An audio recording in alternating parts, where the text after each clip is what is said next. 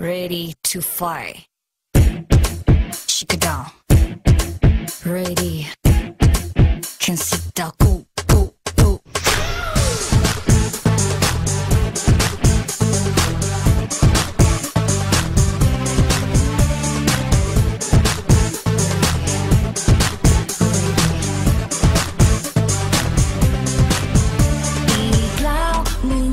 เจ็บพอเจ้าเป็นคนขี้ตัวเขาเชื่ออะไร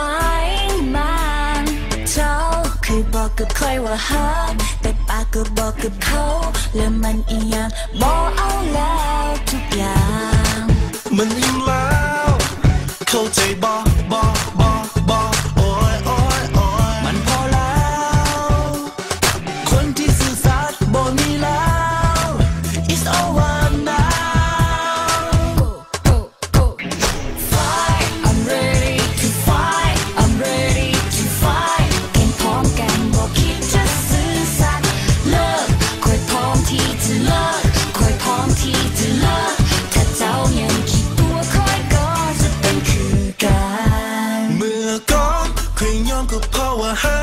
ปิดตาปิดปากปิดหูก็คิดว่าเจ้าจะชิงแต่แล้วความจริงก็ได้เปิดเผยว่าคนคิดตัวคือเจ้าบอกเคยจากแช่ง for me ทุกอย่างมันอินแล้วเข้าใจบ่yeah มันพอแล้วคนที่สื่อสารบ่มีแล้ว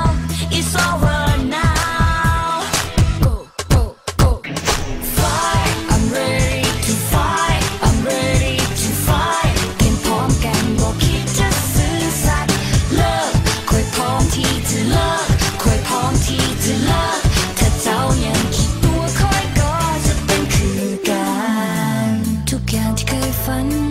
ทุกอย่างที่มีกันทุกอย่างที่ซื่อสัตย์มันจบแล้วเจ้าจือคำคอยไว้บ่มีไปหาเจ้าบ่มีไปทุ่มกับเจ้าสำคอยอีกแล้ว yeah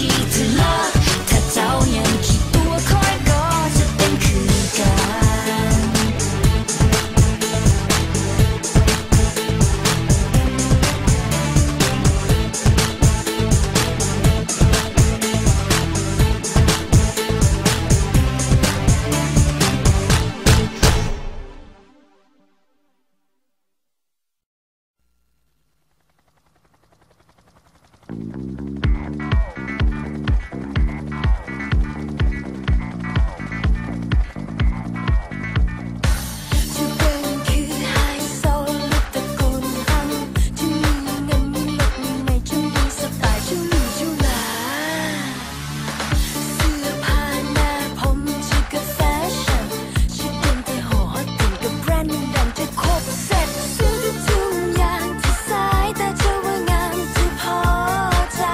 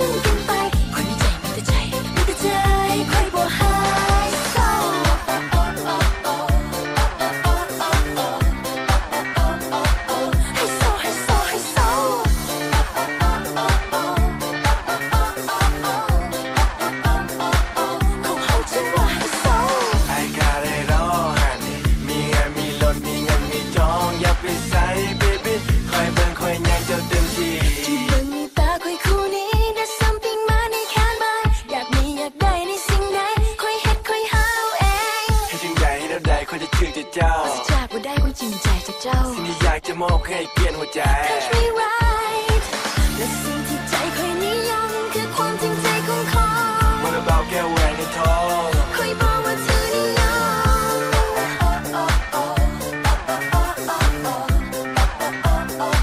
ให้โซให้โซให้โซ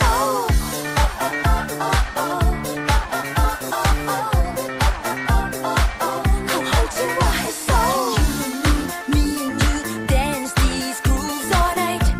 Can we enjoy the same dance floor of life เคยเห็นเจ้านั้นไกลๆแต่สายตาเธอมัดใจ Can this be our night อยา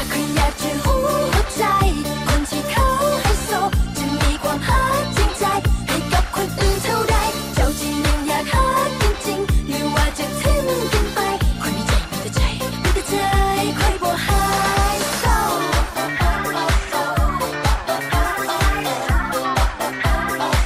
ให้โซให้โซให้โซ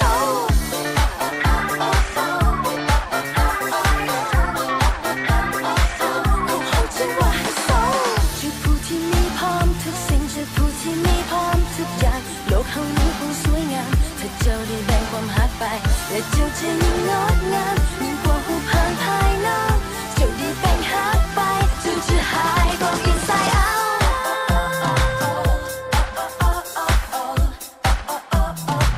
ให้โซให้โซให้โซ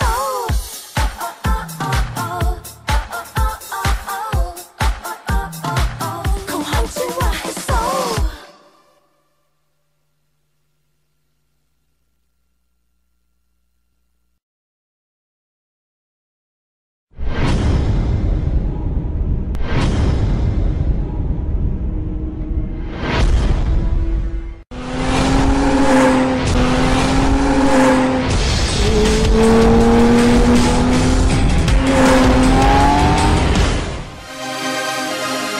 Super One AK We back We gonna rock the house Come on Let's go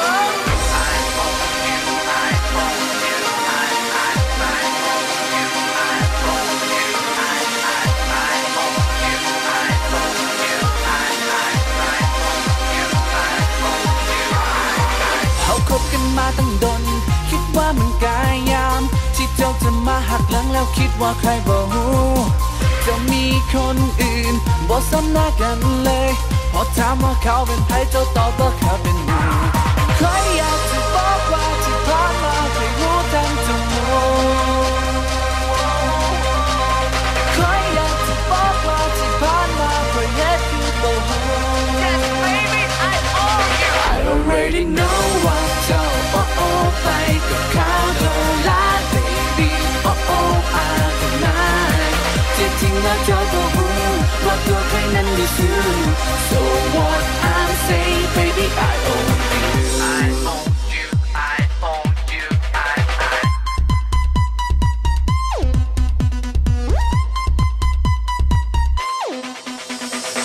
เจ้าอยากปิดบังความจริง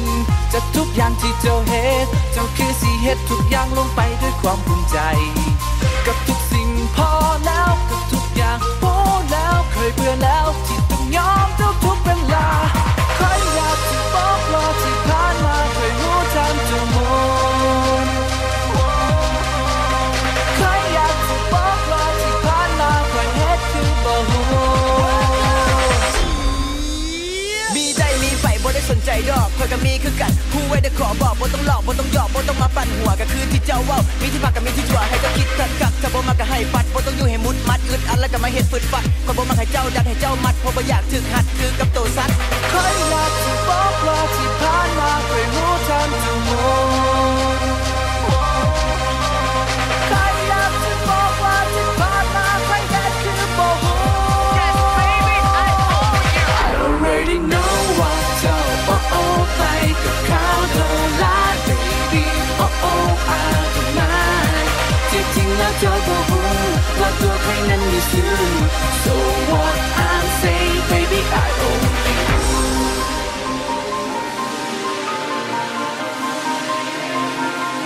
คนว่าแล้วเจ้าต้องมี มีก่อนเลยสักบ่ได้เห็นแก่ตัวแต่เป็นคนเอาใจมีแล้วมีอีกมีเรื่อยๆไปอย่าว่าหยังก็ว่าตัวคอยบ่ได้ลำไรอยากอยู่นำจะอยู่แต่คอยมีเดททูไนท์สาวใดชื่อใจลมร้อนแรงบ่ได้สนได้เบอร์แล้วก็โทรหาลมร้อนแรงบ่ได้วนบ่ได้เป็นอย่างซี่ตลอดกันเลือกเป็นน้ำบางคนก็เพราะว่าตัวเจ้าเห็นในคอยหมดความอดทนว่าเธอไปกับเขาต้องลาเป็นปีมาที่จริงแล้วเธอก็รู้ว่าตัวใครนั้นมีซื่อ So what I'm saying baby I already know ว่าเธอไปกับเขาต้องลา babyมาที่จริงแล้วเธอก็รู้ว่าตัวใครนั้นมีซื่อ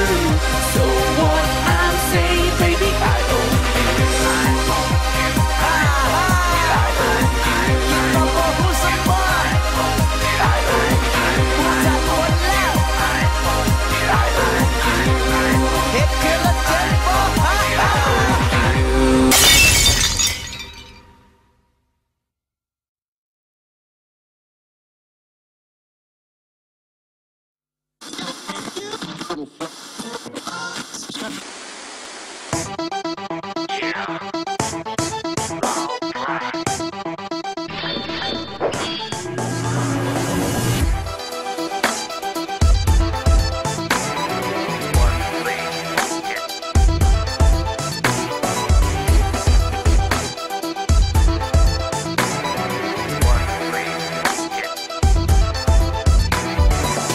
ตอนที่เราเคยฮักกันคิดถึงตอนนั้นเจ้าเคยให้ความสำคัญกับใครทุกวันและก็บ่อยากจะเสียเลยว่ามันจะมีสักวันที่เจ้ามันนอกใจกันกับใครคนนั้น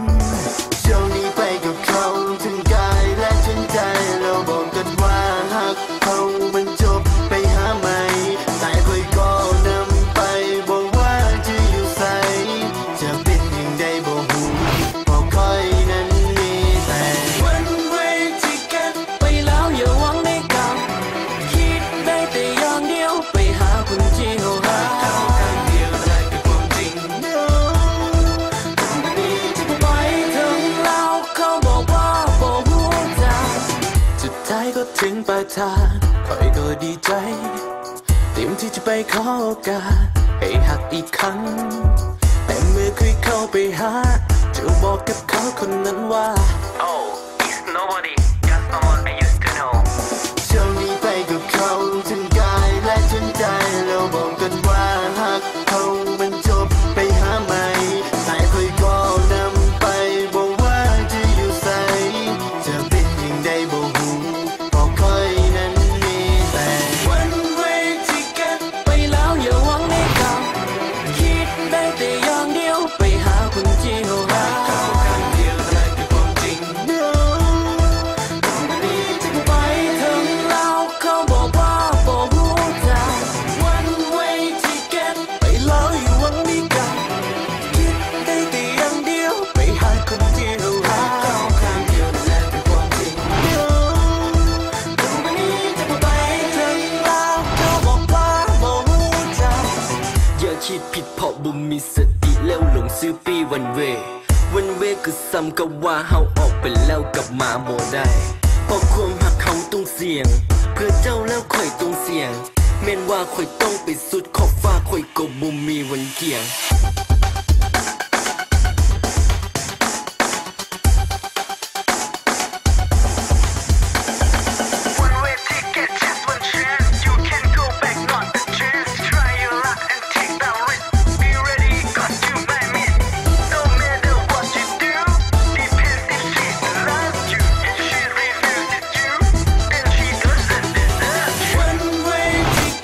ไปแล้วอย่าหวังได้กลับคิดได้แต่อย่าง